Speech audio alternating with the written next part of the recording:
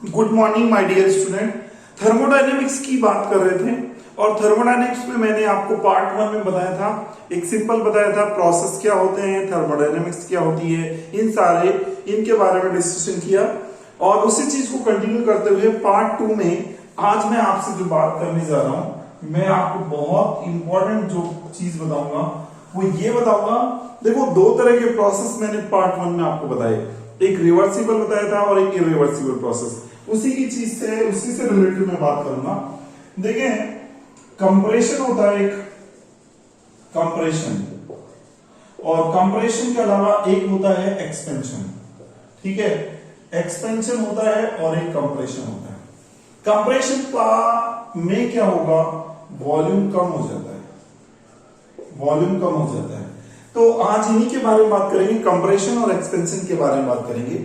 Expansion में जो work done है, चाहे रिवर्सिबल की बात करें चाहे इरिवर्सिबल की बात करें, उसमें क्या आएगा। कंप्रेशन में अगर मैं रिवर्सिबल और इरिवर्सिबल प्रोसेस लूं, उसमें क्या वर्क डन होगा, वो सारी बात करेंगे। तो देखिए यहां पर कंप्रेशन में वॉल्यूम डिक्रीज हो जाएगा। वॉल्यूम अगर डिक्रीज हुआ तो आप ये बोलोगे V2 माइनस V1 जो होगा वो आपका क्या आ जाएगा, बोलो V2 minus V1। Volume decrease हो रहा है तो वॉल्यूम डिक्रीज होगा तो V2 माइनस V1 जो आ जाएगा वो क्या आ जाएगा, वो नेगेटिव आएगा। देखो, V2 फाइनल वॉल्यूम है और V1 इनिशियल वॉल्यूम है। अगर आपका इनिशियल वॉल्यूम जो है कुछ मान लो 10 लीटर है और वॉल्यूम को कंप्रेस कर दिया, 5 लीटर कर दिया, तो 5 माइनस 10 हो जाएगा, तो जो आएगा वो क्या आएगा, -5 आएगा, तो नेगेटिव आ रहा है। ठीक है, और एक्सपेंशन में वॉल्यूम इंक्रीज होता है और अगर वॉल्यूम इंक्रीज होगा तो फाइनल जो वॉल्यूम है आपका, फाइनल वॉल्यूम वो आपका है V2 जो ज्यादा आएगा। ठीक है, इनिशियल वॉल्यूम आपका V1 है जो कम आएगा, तो ज्यादा में से कम को लेस करेंगे तो ये पॉजिटिव आएगा। ठीक है, ये दो इंपॉर्टेंट बात बताई मैंने आपको। अब सुनो, अब वर्क डन का फॉर्मूला क्या होता है बच्चों, वो होता है माइनस में P डेल्टा V। अब बताओ, ये आपका जो ये है, ये क्या आ गया, बोलो ये नेगेटिव आ गया, नेगेटिव नेगेटिव जो आ जाएगा वो पॉजिटिव हो जाएगा, तो W जो आएगा, वर्क डन जो आ जाएगा वो पॉजिटिव आएगा इस केस में। ठीक है, और अगर मैं बात करता हूं, अगर मैं एक्सपेंशन की बात करता हूं तो W इज इक्वल टू आप क्या लिखोगे, माइनस में P डेल्टा V। ठीक है, अब यहां से देखो ये पॉजिटिव है, ये टर्म्स पॉजिटिव है, ये टर्म्स नेगेटिव है आगे की, तो ये ओवरऑल जो आएगा वो नेगेटिव आएगा। मतलब एक्सटेंशन में जो वर्क डन आएगा वो क्या आएगा आपका, वो नेगेटिव आएगा, और कंप्रेशन में जो वर्क डन आएगा वो पॉजिटिव आएगा। मतलब कंप्रेशन कब होगा, ये तब होगा, वर्क डन अगर पॉजिटिव होता है तो ये तब होता है work done on the system, work done on the system. अगर सिस्टम पर अपन वर्क करते हैं तो उस केस में वर्क डन पॉजिटिव आता है, तो ये अपन बोलेंगे। ठीक है, तो ऑन द सिस्टम मतलब कंप्रेशन जो होगा वो तभी हो सकता है जब सिस्टम पर वर्क करें अपन, तब होगा। ठीक है, और ये नेगेटिव आ रहा है तो इसका मतलब क्या है, इसका मतलब आपको समझ में आना चाहिए, क्लियर। मैंने पहले भी बताया था प्रीवियस लेक्चर में कि जब वर्क डन नेगेटिव आता है तो इसका मतलब है work done by the system, system खुद वर्क कर रहा है, और सिस्टम अगर खुद वर्क करता है तो उसका वर्क डन जो आएगा वो नेगेटिव आता है। ठीक है, तो जब कंप्रेशन की बात होगी तो उस केस में सिस्टम पर वर्क करना पड़ेगा, और जब एक्सपेंशन की बात होगी तो सिस्टम खुद वर्क करेगा। दो बहुत इंपॉर्टेंट बात, आप सुनो मेरी बात। जब मैं कंप्रेशन की बात करूंगा तो ये दो टाइप का बन सकता है आपका, एक रिवर्सिबल बन सकता है, ठीक है, और एक क्या बन सकता है, एक इरिवर्सिबल बन सकता है। तो कंप्रेशन जो हो सकता है वो भी दो टाइप का हो सकता है। कौन कौन सा, रिवर्सिबल कंप्रेशन हो सकता है और इरिवर्सिबल कंप्रेशन हो सकता है। एक्सपेंशन की बात करेंगे तो बच्चों एक्सपेंशन भी दो टाइप का हो सकता है, एक रिवर्सिबल चल सकता है, ठीक है, और एक इरिवर्सिबल चलेगा। तो दो टाइप के जो होंगे आपके क्या चलेंगे, कंप्रेशन और एक्सपेंशन चलेंगे, एक रिवर्सिबल और एक इरिवर्सिबल। ठीक है, दो इंपॉर्टेंट चीज। अब मैं आपको बताने जाऊंगा कि अगर रिवर्सिबल कंप्रेशन किया जाए और इरिवर्सिबल कंप्रेशन किया जाए तो वर्क डन किसमें ज्यादा आएगा, किसमें कम आएगा। यहीं से क्वेश्चन जो है उठेगा आपके, चाहे नीट का एग्जाम हो, चाहे आईआईटी का एग्जाम हो, चाहे फर्दर कोई ग्रेजुएशन लेवल या कोई अदर कंपटीशन एग्जाम हो, उसमें क्वेश्चन जो उठेगा वो यहीं से उठेगा। और ये दो जो चीज है मैं जो बताने जा रहा हूं, ये फिजिक्स के पॉइंट ऑफ व्यू से भी बहुत इंपॉर्टेंट है और केमिस्ट्री के पॉइंट ऑफ व्यू से भी इंपॉर्टेंट है। चलिए देखें इस चीज को, मैं आपको बताने जा रहा हूं, ध्यान से सुनिएगा। अब मैं आपको समझाऊंगा कि अगर पहला मैं बात कर रहा हूं इरिवर्सिबल कंप्रेशन की बात कर रहा हूं, तो इरिवर्सिबल जो कंप्रेशन है उसमें वर्क डन क्या आएगा, ध्यान से सुनिए आप इसको। इरिवर्सिबल जो कंप्रेशन होता है उसमें वर्क डन क्या आएगा, तो देखिए irreversible work done for work done upon calculate करेंगे किसके लिए, फॉर इरिवर्सिबल और क्या बोलेंगे इरिवर्सिबल और कंप्रेशन। इरिवर्सिबल जो कंप्रेशन है इसके लिए अपन क्या कैलकुलेट करेंगे, वर्क डन कैलकुलेट करेंगे। तो ध्यान से सुनेंगे इस चीज को, कैसे अपन कैलकुलेट करेंगे इरिवर्सिबल जो कंप्रेशन है उसके लिए वर्क डन। तो देखो जरा ध्यान से देखो, तो पहले तो अपन देखें कि इरिवर्सिबल जो वर्क डन होता है, इरिवर्सिबल जो प्रोसेस होता है वो एक सिंगल स्टेप प्रोसेस होता है। क्या होता है ये, सिंगल स्टेप प्रोसेस होता है, ठीक है। इरिवर्सिबल जो प्रोसेस होते हैं वो सारे सिंगल स्टेप प्रोसेस होते हैं। तो अब देखिए इसको समझने के लिए अपन एक कंटेनर ले लिया, ठीक है, ये कंटेनर ले लिया। इस कंटेनर के अंदर क्या किया है, गैस फिल कर लिया अपन, ठीक है, गैस फिल कर लिया और अपन ने देखा इसका इस पर एक पिस्टन लगा दिया अपन ने, ये पिस्टन लगा दी, देखो ये पिस्टन लगा दी यहाँ पे, और ये पिस्टन लगा करके इस पे एक W मास का या M मास का रख लेते हैं, चलो M मास का कोई ऑब्जेक्ट रख दिया, ठीक है, M मास का ऑब्जेक्ट रख दिया। अब ये पिस्टन जो है ये मास, देखो यहाँ का कुछ प्रेशर पड़ रहा होगा, यहां पर मान लेते हैं कि ये P1 प्रेशर पड़ रहा है इसके ऊपर, ठीक है।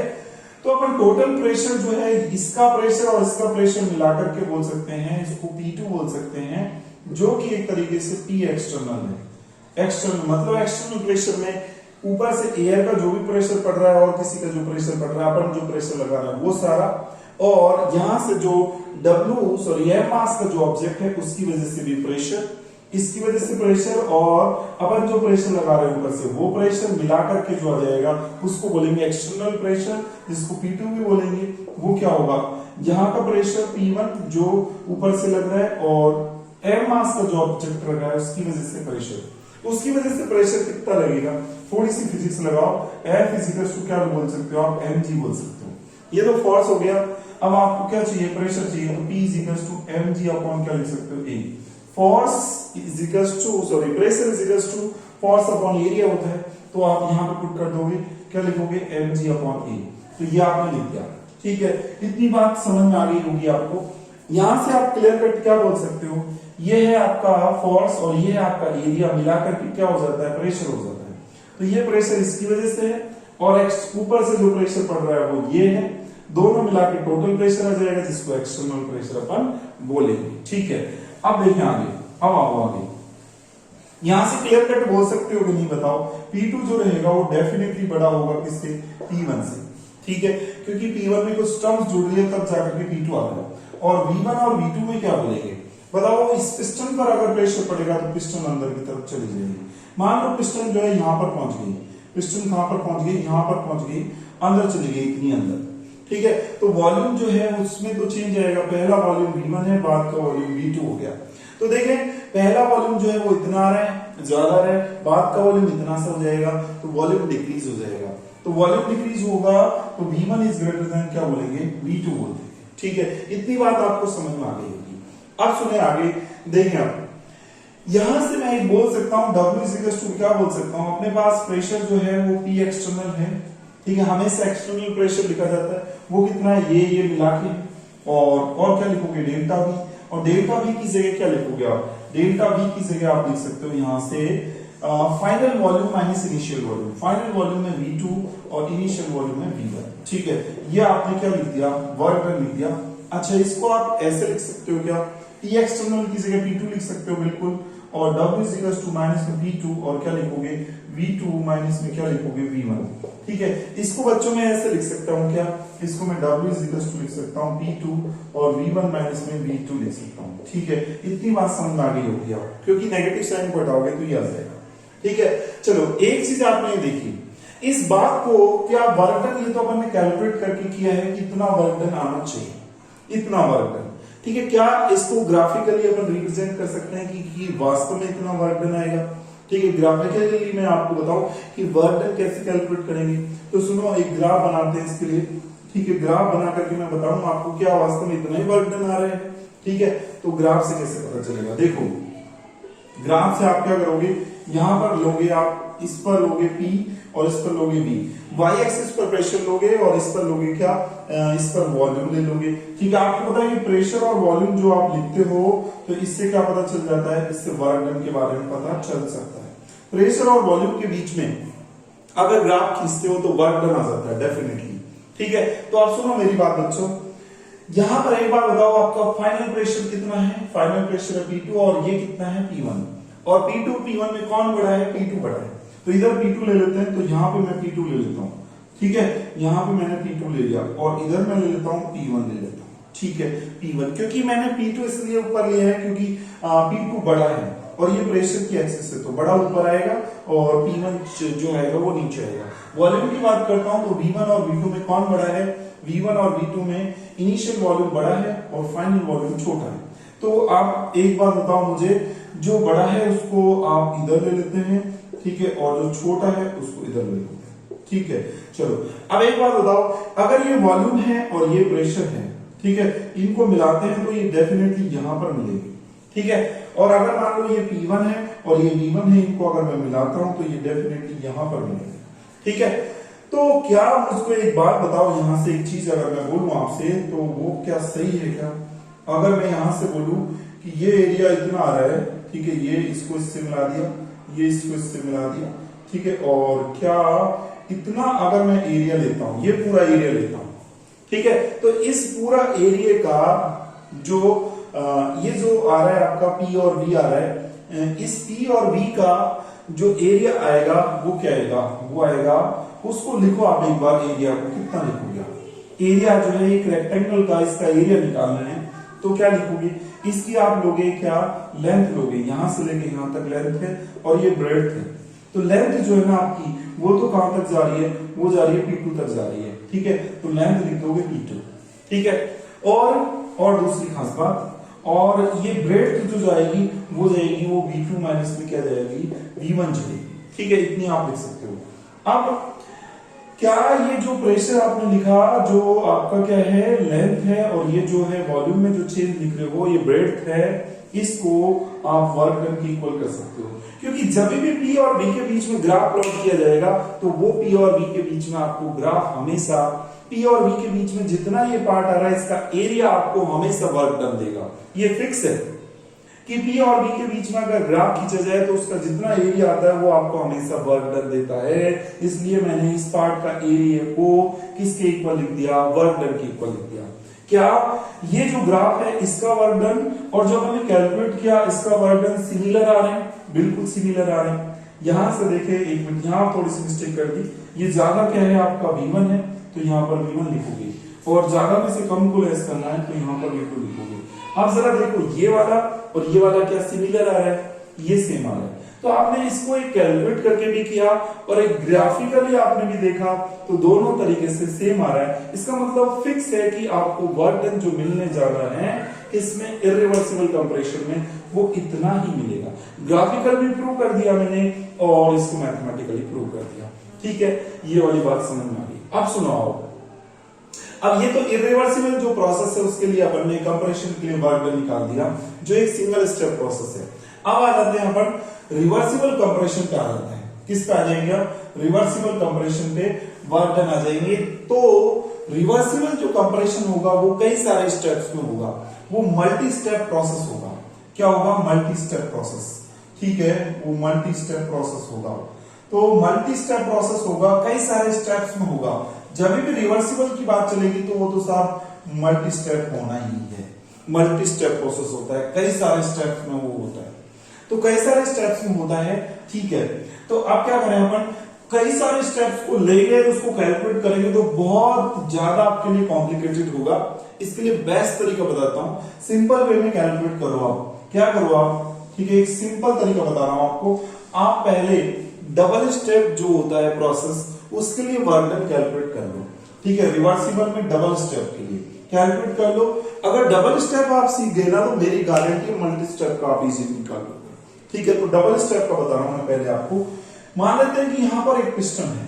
ठीक है, इस पिस्टन पर यहां पर अपन बात कर रहे हैं, तो ये आपके पास जो आया, ये आपके पास यहां पर ये सारी चीजें जो थी वो तो आपके लिए इरिवर्सिबल की थी, जो मैंने कैलकुलेट करके बताई आपको। अब रिवर्सिबल के लिए कैलकुलेट करके बता रहा हूं। तो देखिए एक बार, इसके लिए ग्राफ भी मैंने कैलकुलेट करके बता दिया, ऐसा ग्राफ आ रहा है। अब इसके लिए ग्राफ कैलकुलेट करके बताऊंगा आपको कैसा आएगा, ठीक है। तो ये इरिवर्सिबल के लिए ग्राफ था, इरिवर्सिबल, ठीक है। अब मैं रिवर्सिबल के लिए आपको ग्राफ बताऊंगा कैसा आएगा। सुनो मेरी बात, यहां पर मान लेते हैं कि वही m मास का ऑब्जेक्ट रख दिया, ठीक है। इस पर प्रेशर लग रहा होगा, इस पर प्रेशर लग रहा होगा, इसका वॉल्यूम जो मान लेते हैं V0 मान लेते हैं। पिस्टन जो है वो अंदर गया होगा, पिस्टन जो है इतना अंदर चला गया, फिर उसके बाद फिर वापस और अंदर गया होगा, ठीक है। तो पिस्टन जो है आपका इतना अंदर गया तो एक स्टेप हुआ, फिर वापस इतना अंदर गया तो दो स्टेप हुए, एक स्टेप ये हुआ, एक स्टेप ये हुआ। इसलिए इसको मैं बोलूंगा डबल स्टेप प्रोसेस है। ये क्या है? ये डबल स्टेप प्रोसेस है। तो एक चीज डबल स्टेप प्रोसेस का मतलब आपको समझ में आया होगा, दो स्टेप में यहां पर वर्क डन अपन कैलकुलेट कर रहे हैं, तो डबल स्टेप प्रोसेस। तो डबल स्टेप प्रोसेस में अपन देखें एक चीज, यहां का वॉल्यूम जो है V0 मान लेते हैं इनिशियल, ये वॉल्यूम V1 मान लेते हैं और ये वॉल्यूम V2 मान लेते हैं, ठीक है। ये मान लिया। प्रेशर जो है P0 मान लेते हैं और ये P1 मान लेते हैं और ये P2 मान लेते हैं, ठीक है। तो देखिए P0 इनिशियल प्रेशर है, इनिशियल प्रेशर, तो P0 जो है ऊपर से लग रहा होगा इनिशियल प्रेशर, ठीक है। तो यहां पर अपन क्या लिख सकते हैं? P1 जो है ये बाद का प्रेशर है, मतलब P1 जो लिखेंगे ये इनिशियल प्रेशर जो यहां का लग रहा है, और इस मास का ऊपर से जो प्रेशर लग रहा है वो वाला प्रेशर, ठीक है। और ये m मास का जो ऑब्जेक्ट है इसका कुछ प्रेशर, इसका प्रेशर क्या लिखोगे? इसका प्रेशर लिखोगे, अभी मैंने आपको पहले बताया इससे, तो mg अपॉन में क्या लिख दोगे? a लिख दोगे, ठीक है। mg अपॉन a लिखोगे, ये प्रेशर लिखोगे इसका, और ये जो लिखोगे आप, ये आपका इनिशियल प्रेशर होगा, ठीक है। ये वाला प्रेशर जो ऊपर से लग रहा है वो वाला प्रेशर, ठीक है। और ये प्रेशर को जोड़ करके अपन क्या लिखेंगे? इसको जोड़ करके अपन लिख देंगे P1, क्या लिख देंगे? P1, जैसे अपन ने पहले लिखा था, ठीक है। तो ये लिख दिया आपने। तो आप यहां से फिर से वही बोलोगे, P1 इज ग्रेटर देन क्या होगा? P2, P0 होगा। और वॉल्यूम में बात करेंगे तो वॉल्यूम V0 इतना आ रहा है, V1 इतना आ रहा है, तो वॉल्यूम में अपन ये बोलेंगे कि V0 इज ग्रेटर देन क्या बोलेंगे? V1 बोलेंगे, ठीक है। इतनी बात करेंगे। अब सुने आगे, इतनी बात की आपने, फिर से वही चीज बोलूंगा मैं, यहां पर मैं सिर्फ पहले अभी इस स्टेप के लिए वर्क डन कैलकुलेट कर रहा हूं, फिर इस स्टेप के लिए कैलकुलेट करूंगा। तो इस स्टेप के लिए मैंने वर्क डन कैलकुलेट करना है, तो मैं क्या लिखूंगा? देखो जरा, W इज इक्वल्स टू, आपका जो फाइनल प्रेशर लग रहा है वो कितना लग रहा है? वो लग रहा है आपका P1, जिसको पहले अपन ने याद करो P एक्सटर्नल माना था, तो इसकी जगह आप लिख दोगे P1, ये फाइनल प्रेशर है आपका, ठीक है। और ये नेगेटिव लिखोगे, और क्या लिखोगे बताओ? ये फाइनल प्रेशर हो गया, ये प्रेशर और ये प्रेशर को मिलाकर के फाइनल प्रेशर P1 हो गया, ठीक है। और वॉल्यूम में कितना चेंज आ रहा है? वॉल्यूम जो था आपका V0 था और ये V1 है, तो आप लिखोगे क्या? फाइनल माइनस इनिशियल लिखोगे, V1 माइनस में क्या लिख दोगे? V0 लिख दोगे, ठीक है। ये लिखोगे आप, और यहां से W इज इक्वल टू क्या लिख सकते हो? W इज इक्वल टू लिख सकते हो P1 और V0 और माइनस में क्या लिख दोगे? V1, ये आप लिखोगे, ठीक है। तो ये आपका वर्क डन आ गया। ये वर्क डन इस स्टेप के लिए है। अब मुझे इस स्टेप के लिए वर्क डन निकालना है, तो इस स्टेप के लिए मैं वर्क डन निकालू एक बार, तो मैं कैसे निकालूंगा? देखो वही चीज करना है मुझे। यहां पर आपका जो है फाइनल जो प्रेशर आ रहा है, बाद का जो प्रेशर आ रहा है वो P2 आ रहा है, और P2 इज इक्वल टू क्या लिखेंगे?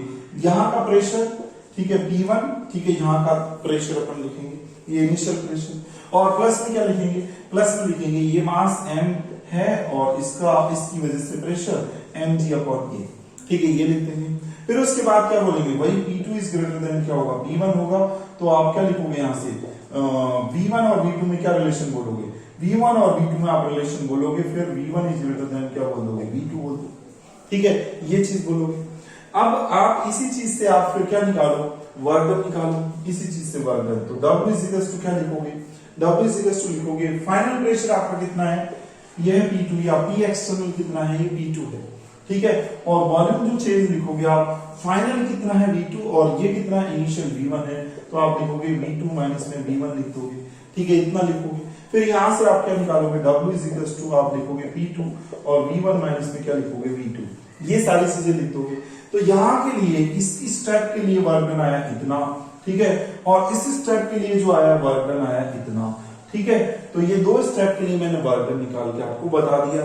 ठीक है, अब ग्राफ पे आते हैं। आप किस पे आएंगे? ग्राफ पे आएंगे। तो ग्राफ पे देखो, ग्राफ पे आएंगे तो अब कैसा ग्राफ बनेगा? तो इधर बनाने जा रहा हूं मैं ग्राफ, तो ध्यान से देखेंगे ग्राफ को। तो ग्राफ को आप देखोगे जरा एक बार, ये इरिवर्सिबल के लिए, रिवर्सिबल के लिए ग्राफ सुनना कैसा आएगा। देखो यहां पर आप क्या लोगे? वॉल्यूम लोगे और यहां पर प्रेशर लोगे। अब बताओ प्रेशर सबसे ज्यादा कौन सा है? ये है सबसे बाद का प्रेशर, ये है P2, तो P2 यहां ले लेंगे। फिर ये P1 है, ये रहा। और फिर कौन सा है आपका? P0 है, ये रहा। ठीक है, ये सबसे कम है, ये उससे ज्यादा, ये सबसे ज्यादा प्रेशर है। वॉल्यूम में ये सबसे बड़ा वॉल्यूम है V0, तो V0 जो आएगा वो क्या जाएगा? इधर आ जाएगा। ठीक है, फिर उससे बड़ा V1 आएगा। ठीक है, V1 को इधर ले लेंगे। ठीक है, और फिर उससे बड़ा कौन आएगा? उससे बड़ा आ जाएगा V2। ठीक है, ये आ गया। अब देखो मिला देंगे, मिलाएंगे तो ये जो होंगे आपके, ये यहां पर मिलेंगे। ठीक है, P2 और ये इधर V2 यहां पर मिलेंगे। P1 और V1 ये जो मिलेंगे वो यहां पर मिलेंगे। ठीक है, और P0 V0 जो मिलेंगे वो कहां पर मिलेंगे? वो यहां पर मिलेंगे। ठीक है, इनको इनकी वजह से एरिया जो आना चाहिए वो कितना आना चाहिए? बताओ, एरिया जो आना चाहिए वो इतना आना चाहिए एरिया। ठीक है, इतना एरिया आना चाहिए। ठीक है, इतना एरिया। अब इतना एरिया आना चाहिए, तो क्या ये वास्तव में ये एरिया आ रहा है? एक बार देखो, ये वाला जो है ये और ये पहला स्टेप है, इसमें एरिया क्या वास्तव में है? इतना ही आ रहा है। तो एक बार कैलकुलेट करो। आपको पता है P और V के बीच में ग्राफ प्लॉट करोगे तो P और V के बीच में ग्राफ प्लॉट करने के बाद जो एरिया आता है वो वर्क डन देता है, तो वर्क डन W लिख सकते हैं। तो कितना लिखेंगे वर्क डन? तो वर्क डन जो लिखेंगे अपन, ये लिखेंगे, देखो P2, ये तो आपका क्या हो गया? ये तो हो गई आपकी लेंथ और ये हो गई ब्रेड्थ। तो लेंथ जो है वो P2L, ठीक है, इतनी लेंथ। ब्रेड्थ जो है वो क्या लिखोगे? ब्रेड्थ में लिखोगे आप फाइनल V1, ये बड़ा है, और इनिशियल V2, तो V1 माइनस V2, ये सही आ रहा है। ठीक है, इसका एरिया इतना जो अपन ने कैलकुलेट किया था। ठीक है, इसका भी कैलकुलेट करो, इसका कैलकुलेट करेंगे तो देखें यहां से जो है आपका प्रेशर जो आ रहा है वो कितना आ रहा है? P1। इसका एरिया चाहिए ना आपको, तो एरिया तो आप क्या लोगे? इसकी लेंथ लोगे, इतनी लेंथ, तो लेंथ P1 लिख दिया अपन। ठीक है, इसका ब्रेड्थ लोगे, ब्रेड्थ कितनी लोगे आप? एरिया चाहिए तो ब्रेड ऐसे निकलेगा, तो आप लिखोगे क्या? V0 minus V1, V0 minus V1 लिख दोगे। ठीक है, तो जितना मतलब अपन ने सोचा था, जितना अपन ने कैलकुलेट किया था इसका एरिया निकालना, तो उतना का उतना ही आता है। और आपको पता है P और V के बीच में ग्राफ प्लॉट करते हैं तो वो एरिया देता है, और P और V के बीच में जो भी ये एरिया आएगा, ये P और V के बीच में ग्राफ प्लॉट करने पर ये एरिया ही आपको क्या बताता है? वर्क डन बताता है। इसलिए इस एरिया को मैंने किसके इक्वल लिख दिया? वर्क डन के इक्वल लिख दिया। ठीक है, तो मतलब इस एरिया का वर्क डन जो है वास्तव में इतना ही आ रहा है। ठीक है, जितना अपन ने कैलकुलेट किया तो सही। इस एरिया का जो वर्क डन आ रहा है वो भी अपना इतना ही आ रहा है, मतलब सही आ रहा है कुल मिला करके। तो इसका मतलब जो अपन ने ये वर्क डन कैलकुलेट किया वो सही था। ठीक है, तो अब एक बार देखो जरा, यहां पर पूरा का पूरा एरिया जो आ रहा है वो इतना आ रहा है, इतना बड़ा आ रहा है एरिया पूरा का पूरा, और यहां पर इतना पार्ट क्या हो चुका आपका? एक तरीके से एरिया का इतना पार्ट जो है लैप्स हो गया, कम हो गया। तो मतलब ये जो है रिवर्सिबल के लिए जो आया, आपने देखा वर्क डन जो है रिवर्सिबल के लिए क्या आया? रिवर्सिबल के लिए जो वर्क डन आया ना वो इतना कम हो गया। ठीक है, किसके कंपेयर में? इरिवर्सिबल कंपेयर में। इरिवर्सिबल में एरिया ज्यादा आ रहा है तो वर्क डन ज्यादा होगा, और रिवर्सिबल में जो आ रहा है वो इतना एरिया क्या हो गया? कम हो गया। इतना एरिया कम हो गया तो इसका मतलब रिवर्सिबल में वर्क डन जो आएगा वो कम आएगा। तो कंक्लूजन क्या निकला? ये डबल स्टेप के लिए मैंने निकाला है। अगर आपको मल्टी स्टेप चाहिए होते हैं तो क्या करोगे? मल्टी स्टेप में एक स्टेप और बढ़ा दोगे। ठीक है, फिर एक स्टेप और बढ़ा दोगे, ऐसे स्टेप बढ़ते जाएंगे। ठीक है, ये एक स्टेप, ये दूसरा स्टेप, ये तीसरा स्टेप, चौथा, पांचवा, ऐसे चलते चलेंगे। तो एरिया उतना क्या होता जाएगा? एरिया इतना कम हुआ, फिर ये कम हो गया, और कम हो गया, एरिया कम होता जाएगा जितने ज्यादा स्टेप बढ़ते जाएंगे। तो कंक्लूजन ये निकला कि मतलब अगर रिवर्सिबल कंप्रेशन की बात की जाए, रिवर्सिबल कंप्रेशन की बात की जाए, ठीक है, और इरिवर्सिबल कंप्रेशन की बात करें, और किसकी बात करें? इरिवर्सिबल कंप्रेशन की बात करें। ठीक है, दोनों में इरिवर्सिबल कंप्रेशन और रिवर्सिबल कंप्रेशन, दोनों में वर्क डन किसमें ज्यादा आता है? तो दोनों में वर्क डन में अगर कंपैरिजन करते हो तो इरिवर्सिबल कंप्रेशन में वर्क डन ज्यादा आएगा। तो ये ऑर्डर ऑफ क्या बोलेंगे अपन? वर्क डन बोलेंगे। ठीक है, ये ऑर्डर ऑफ वर्क डन बोलेंगे। ठीक है, ये अपन ने कंप्रेशन में सीखा। एक्सपेंशन में इसका बिल्कुल उल्टा कर देना है आपको। एक्सपेंशन में क्या बोलोगे, सुनो, एक्सपेंशन में जो बोलोगे आप वो बोलोगे, देखो order of work done, order of work done किसके केस में अपन को देखना है, ये देखना है अपन को एक्सपेंशन के केस में। एक्सपेंशन दो तरह का चलेगा, एक रिवर्सिबल चलेगा, ठीक है, रिवर्सिबल एक्सपेंशन चलेगा, और एक क्या चलेगा, इररिवर्सिबल एक्सपेंशन चलेगा, ठीक है, इररिवर्सिबल एक्सपेंशन चलेगा। और अगर मैं रिवर्सिबल और इररिवर्सिबल एक्सपेंशन की बात करूं तो यहां पे इररिवर्सिबल कंप्रेशन में वर्क डन ज्यादा है, तो यहां पे रिवर्सिबल एक्सपेंशन में क्या होगा, वर्क डन ज्यादा आएगा, ठीक है। ये इंपॉर्टेंट चीज है, आपको ये चीज याद रखनी है और आपको ये चीज याद रखनी है, बहुत काम की चीज है।